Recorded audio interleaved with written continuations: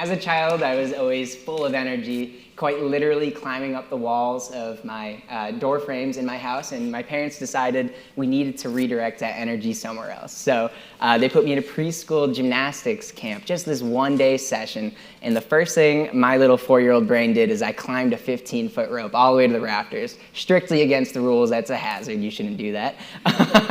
And funny enough, the coach that was coaching those preschool students that day happened to be one of the coaches that coached team gymnastics, and they immediately saw potential in me. And believe it or not, they called my parents. My dad answered the phone, thinking I was going to get banned from the gymnastics facility.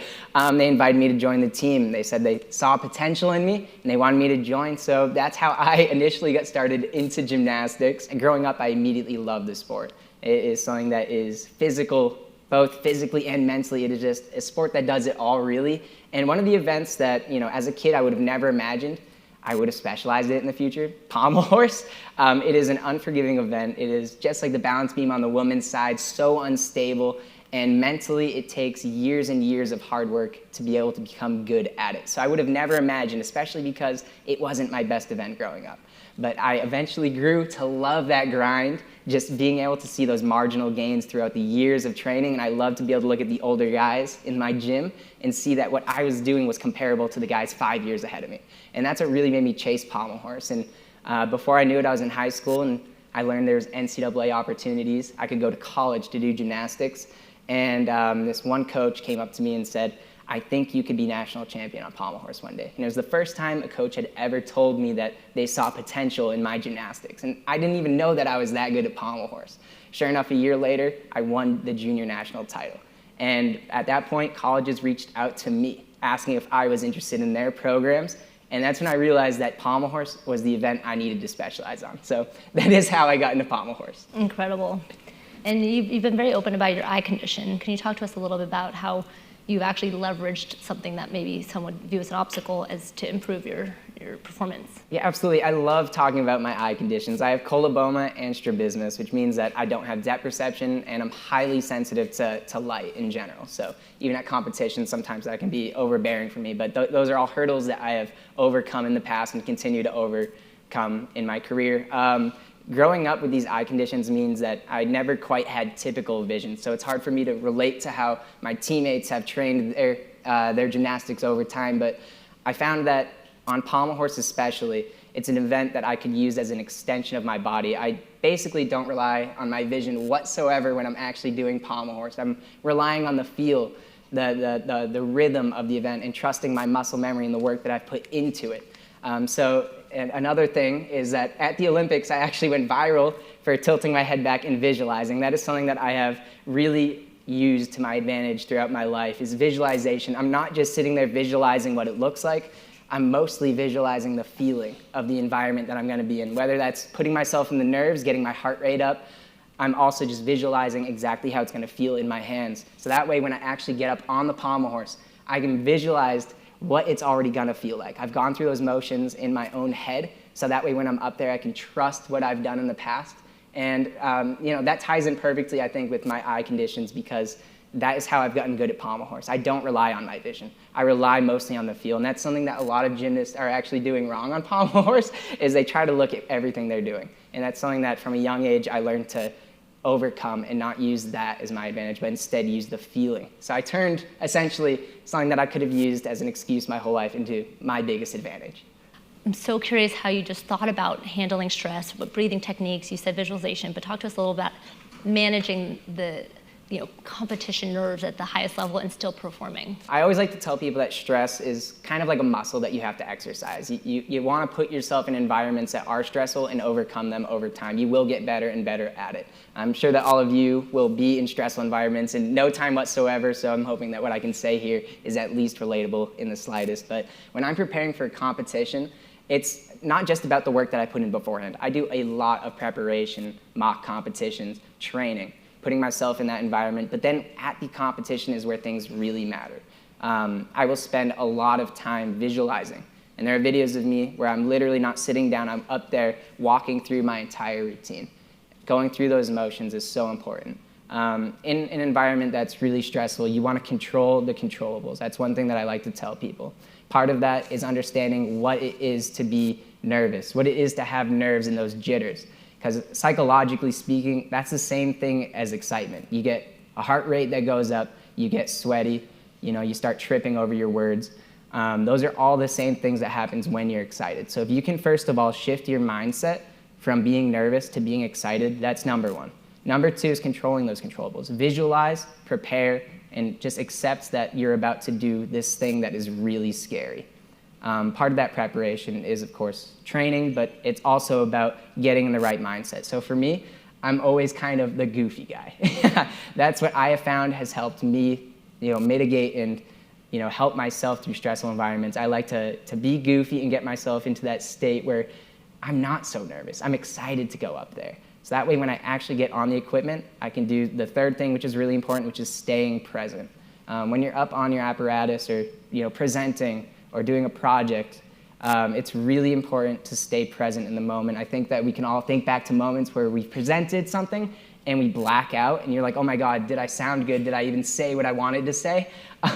But at the Olympics, I literally remember being on the pommel horse and remembering the things that I was visualizing. I was open your hips, put that hand down there, you mess that up in training. And staying present is so important because then you can focus on executing. And that honestly is where the key is staying present during your performance. You are also a masterful Rubik's Cube solver. How do you continue to get better and chip away at the milliseconds? And when you set your new goals for yourself, you recognize, maybe I need to learn this new tool or this new technique. First of all, I love Rubik's Cubes. I've been doing it since I was 12 years old. I'm sure you guys heard in that opening clip. I've been doing it for quite some time. I've absolutely loved it my whole life, ever since I first solved it. But I've always been chasing the goal of being able to average under 10 seconds.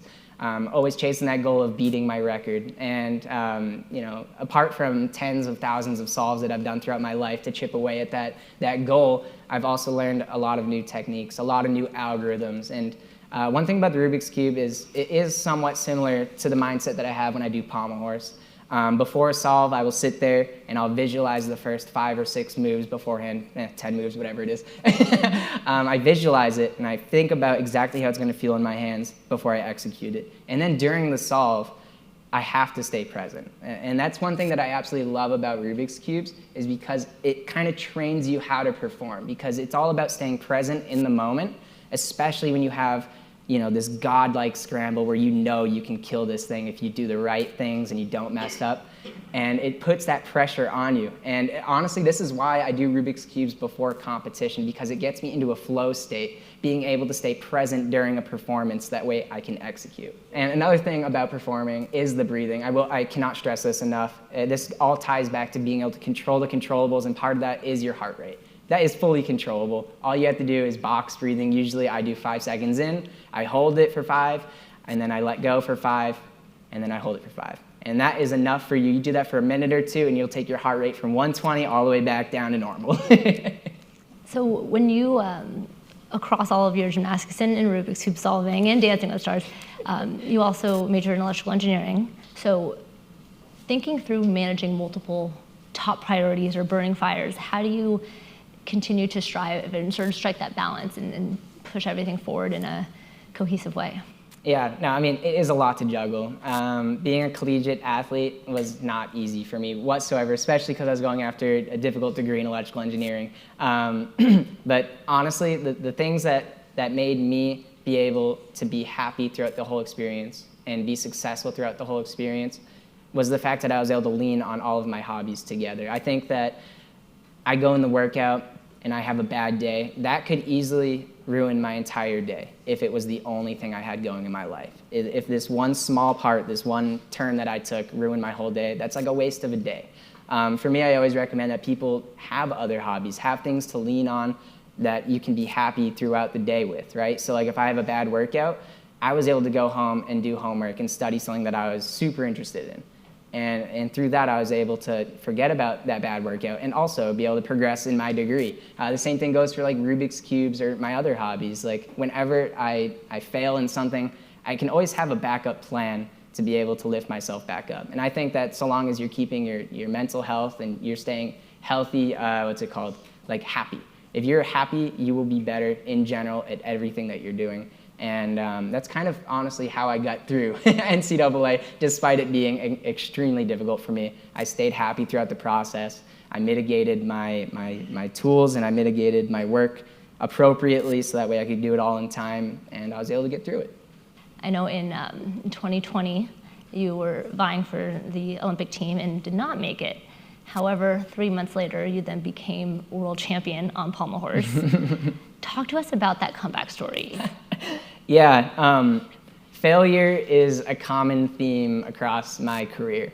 Ironically, just a few days ago, I was looking at my old Instagram posts, and it was like every other post was something where I said, I messed up at this competition, and I will use this to become better.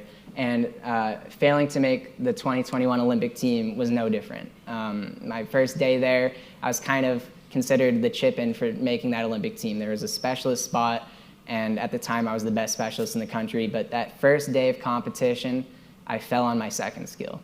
And I was really nervous leading up to that event, and it was honestly one of the biggest disappointments in my career.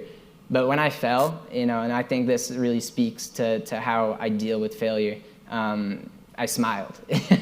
I smiled and I nodded at my coach, and I knew in that moment I wasn't making the Olympic team. But I knew that from that moment I was going to learn. And I knew why I fell. I knew exactly the circumstances as to why I didn't make that team. And literally in the 30 seconds before remounting that pommel horse, I decided I was going to change my approach from now on. And, it did stink. It stunk having to watch that Olympics go on without me there. But the whole time I knew that in 3 months I could make a world team and bounce back better than anyone has ever bounced back. So despite my injuries and despite the fact that I was really disappointed in not making that Olympic team, I fueled the fire with that. I was mad at myself. I was disappointed in myself.